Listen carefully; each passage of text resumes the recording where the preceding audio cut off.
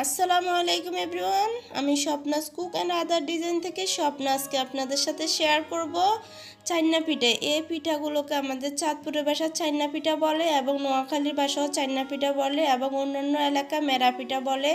এই পিঠাগুলোকে আপনারা অনেক দিন সংরক্ষণ করতে পারবেন। তো দেখি কি কি লাগছে। এখানে আমি বাটালি গুড়গুলোকে একদম মিহি করে কেটে নিয়েছি। এই দেখুন বাটালি গুড়গুলোকে আমি কেটে নিচ্ছি। এখন আমি পরিমাণ মতো লবণ নিয়ে নিয়েছি, কোরানো নারকেল নিয়ে নিয়েছি। তারপরে আমি ছোট ছোট পিস করে আরও কিছু নারকেল নিয়ে নিয়েছি।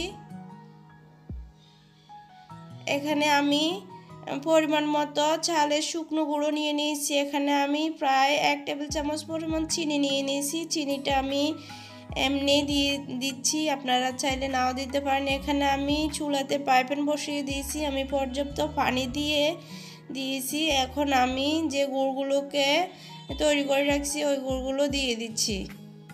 এখন আমি লবণগুলো দিয়ে দিচ্ছি। কোরানো নারকেল, কুচি করা নারকেল আমি দিয়ে দিচ্ছি। যত নারকেল বেশি দিবেন ততই খেতে অনেক মজা হবে। এখানে আমি চিনিগুলো দিয়ে বলক আসা পর্যন্ত আমি রান্না করে নিচ্ছি। যারা এখন আমার চ্যানেলটি সাবস্ক্রাইব করেনি প্লিজ সাবস্ক্রাইব করে নেবেন, আর যারা অলরেডি সাবস্ক্রাইব করে নিয়েছেন তাদেরকে অসংখ্য ধন্যবাদ।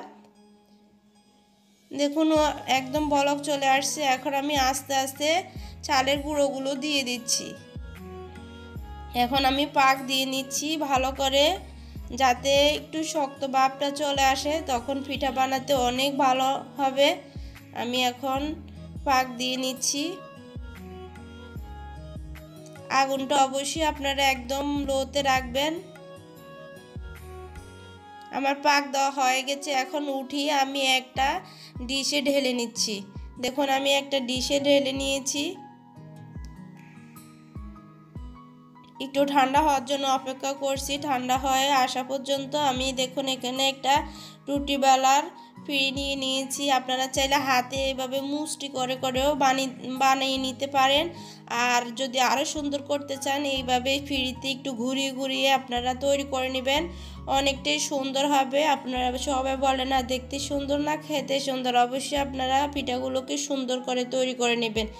এভাবে আমি সবগুলো পিঠা তৈরি করে নিব। আপনারা অবশ্যই শেষ পর্যন্ত থাকবেন আমার সাথে।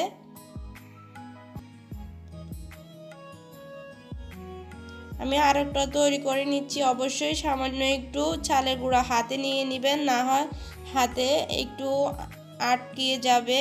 আমি এভাবে সবগুলো তৈরি করে নিয়েছি। যারা নতুন তাদেরকে উদ্দেশ্য করে বলছি, আপনারা পুরো ভিডিওটা দেখবেন, তখনই আপনারা তৈরি করতে পারবেন বাসায় খুবই ইজিতে, কোনো কষ্ট নাই। আপনারা যে কোনো সাইজে তৈরি করতে পারেন। আমি আপনাদের দেখিয়ে দিচ্ছি। আমি চুলাতে একটি বড় পাতিল বসিয়ে দিচ্ছি।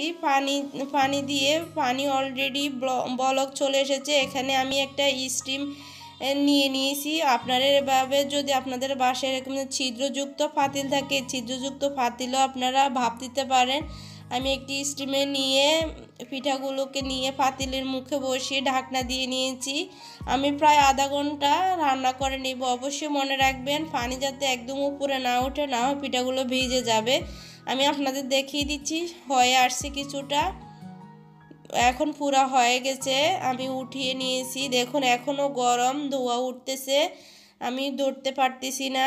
আপনাদেরকে আমি তারপরে ভেঙে দেখার চেষ্টা করতেছি। গরম থাকলে একটু নরম হয়, আর যখন ঠান্ডা হয়ে যাবে তখন অনেক শক্ত হয়ে যায়। আপনারা অনেক দিন বাসায় সংরক্ষণ করে খেতে পারবেন, অনেক মজা। আর নারকেল যত বেশি দিবেন অতই মজা লাগবে। মেহমানদেরকে আপ্যায়ন করার সময় নারকেল অবশ্যই দিবেন। এতক্ষণ থাকার জন্য আমার সাথে অসংখ্য ধন্যবাদ। আল্লাহ হাফেজ। আবার দেখা হবে নেক্সট ভিডিওতে।